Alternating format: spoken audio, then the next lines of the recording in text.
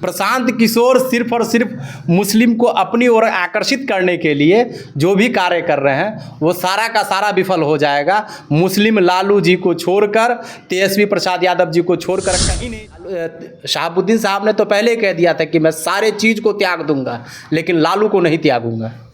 और 2 अक्टूबर को उनका सभा हुआ तो उसमें कितने अल्पसंख्यक को उन्होंने मंच पे साझा करवाया, मंच पे भाषण दिलवाया। यहाँ तक कि अल्पसंख्यक के एक नेता को उन्होंने मंच पे चढ़ने तक नहीं दिया।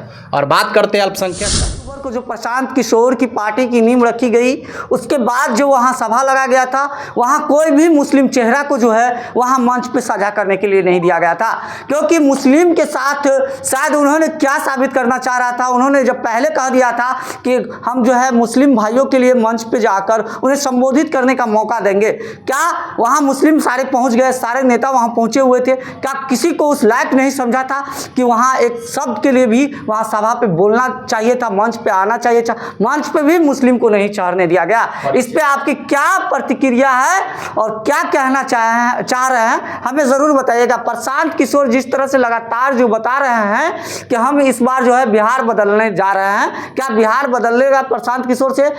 राजद के नेता जो है दानिश इकबाल है, इनसे भी जानने की कोशिश करेंगे आखिर किस तरह से देख रहे हैं अल्पसंख्यक को। क्या प्रशांत किशोर लग रहा है क्या अल्पसंख्यक को कहीं हक मिलेगा वहाँ? देखिए, अल्पसंख्यक की बात है, प्रशांत किशोर सिर्फ अल्पसंख्यक को बहलाने और फुसलाने के लिए आए हैं और बाकी कुछ नहीं। अल्पसंख्यक उनके साथ नहीं जा रहा है। पहले वो जो सत्ता में पार्टी की स्थापना किए तो उन्होंने कहा कि अल्पसंख्यक को 70 से 75% टिकट देंगे।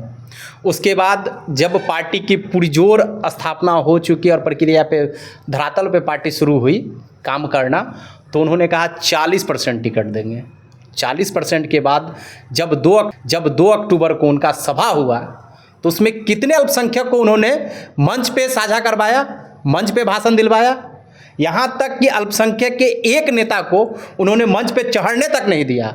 और बात करते हैं अल्पसंख्यक का कि अल्पसंख्यक को हम 40% टिकट देंगे। अल्पसंख्यक सिर्फ और सिर्फ मुगालते में उनको भरमा रहे हैं। अल्पसंख्यक कहीं नहीं जाएगा। अल्पसंख्यक लालू के साथ था, लालू के साथ है और लालू के साथ ही रहेगा। एक तरफ कह रहा है कि अल्पसंख्यकों को सिर्फ वोट लिया जा रहा है, उनका कोई काम नहीं, उनको कुछ भी समस्या होता है उनसे कोई चीज़ नहीं है, कोई लेना देना नहीं रहता है राजद को। क्यों? देखिए, बात करेंगे अल्पसंख्यक की तो हमारे गार्जियन आदरणीय लालू प्रसाद यादव जी ने जो अल्पसंख्यक को दशा दिशा दिखाया, उसके बाद तेजस्वी यादव जब 17 महीने के सरकार में सबसे ज़्यादा अगर से नौकरी देने का काम किया तो तेजस्वी प्रसाद यादव जी ने, तो उसमें सारे कास्ट के लोगों को नौकरी हुआ। उसमें अल्पसंख्यक भी आते हैं। हर एक जगह आप उठाकर देख लीजिए, 2-2%, 3-3% अल्पसंख्यक को जॉब हुआ है। किनका देन है? माननीय तेजस्वी प्रसाद यादव जी का देन है, जो इतना अल्पसंख्यक को जॉब देना। और इस बार भी टिकट अल्पसंख्यक को अच्छा मिला। वो तो बदकिस्मती मनाइए कि सत्ता रूट नहीं हम लोगों के पास आया, लेकिन हम लोगों की प्रक्रिया है कि 2025 तेजस्वी फिक्स।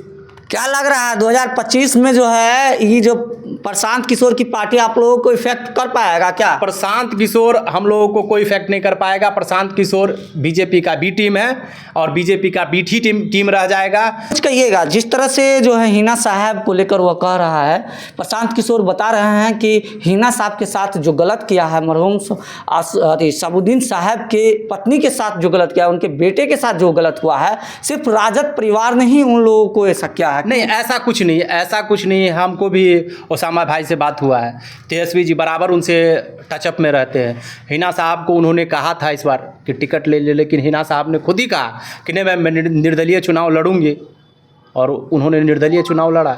लेकिन तेजस्वी यादव वहाँ पे भी देखिए प्रचार प्रसार कर रहे, उतनी मजबूती से नहीं किए। हिना साहब का पूरा सपोर्ट तेजस्वी यादव जी को रहता है और आगे भी रहेगा। ओसामा भाई से हम लोग को बराबर बात होती रहती है और पार्टी में अच्छा उनका जो दायित्व है वो मिलता है, जो इज्जत है, जो मान सम्मान है मिलता है। हमारे गार्जियन रहे शहाबुद्दीन साहब, हम लोग के अभिभावक रहे हैं, उनका हर एक चीज़ में सहयोग रहा है और सहयोग रहता है। शहाबुद्दीन साहब ने तो पहले कह दिया था कि मैं सारे चीज़ को त्याग दूंगा, लेकिन लालू को नहीं त्यागूंगा। और उसी नक्शे कदम पे तेजस्वी उनके बेटा ओसामा जी चल रहे हैं। क्या काम कर रहा है। और मधुबनी जिला में इस बार 10 का 10 विधायक राष्ट्रीय जनता दल का और महागठबंधन का बनेगा, और इसमें कोई दो राय नहीं है, इसमें कोई दो राय नहीं है। 2025 तेजस्वी मुख्यमंत्री फिक्स। तो वो प्रशांत किशोर मुस्लिम को के बारे में कह रहे हैं 70%, 40% मंच पे नहीं चढ़ने दे रहे हैं, उसके बाद टिकट में भी वही होगा, एगो टिकट नहीं मिलने वाला है मुस्लिम को इस बार भी, देख लीजिएगा। एक भी टिकट नहीं दिया जाएगा। प्रशांत किशोर एक भी टिकट नहीं देगा, सिर्फ और सिर्फ मुस्लिम को नाम ले रहा है बस। वो छोड़िए ना, जब वक्त आएगा तो देख लीजिएगा। मंच साझा, मंच से बड़ा कोई चीज़ नहीं होता है। जब मुस्लिम को मंच साझा नहीं करने दिया प्रशांत किशोर ने, तो दूसरी तो टिकट की तो बहुत दूर की बात है, वो सिर्फ हवा हवाई है मुस्लिम को अपनी तरफ खींचने के लिए।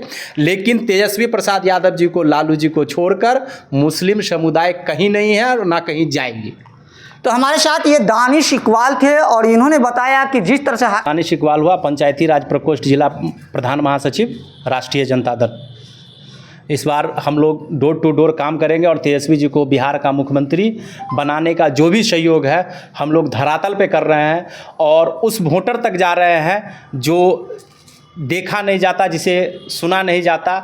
हम उस तबके तक तेजस्वी जी का हर एक काम जो है उसे बता रहे हैं। इस बार तेजस्वी जी का जो स्लोगन है 200 बिजली यूनिट फ्री, 10 किलो अनाज फ्री और 1 लाख रुपया, ये सारी चीज़ को लेकर हम लोग जा रहे हैं। और 2025 में जो तेजस्वी जी का 10 लाख का टारगेट था, उसको जो बचा हुआ है उसको पूर्ति करने का, सरकारी नौकरी दिलाने का